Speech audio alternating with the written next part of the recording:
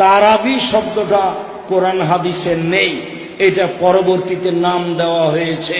তবে কিয়ামুল লাইল আরবি শব্দ হাদিসে আছে।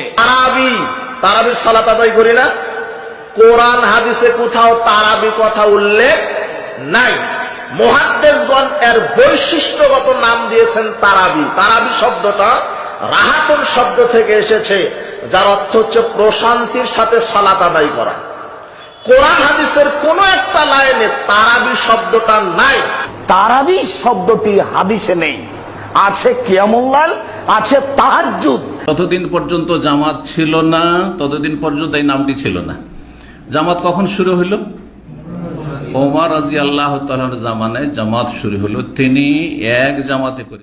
এই নামটি সালাফিদের যুগে এসেছে, সুতরাং এই নাম কোনো বেদাতি নাম নয়, এই নাম কোনো বেদাতি নাম নয়। এইটাও সুন্নতি নাম, কিন্তু সালাফদের সুন্নাত, সাহাবায়ে কেরামদের সুন্নাত, খোলাফায়ে রাশিদের জামানার সুন্নাত। এই নামটি আর খলিফায়ে রাশিদের সুন্নাত হচ্ছে সুন্নাত, বেদাত নয়।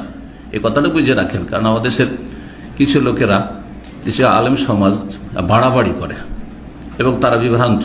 জি, যদিও নাম আহলে হাদিস হোক না কেন, খলিফায়ে রাশিদের সুন্নাত বলে এটি বেদাত, 2000 বেদাত বলে না, বলে না, ভুল কথা, এটা বাড়াবাড়ি কথা।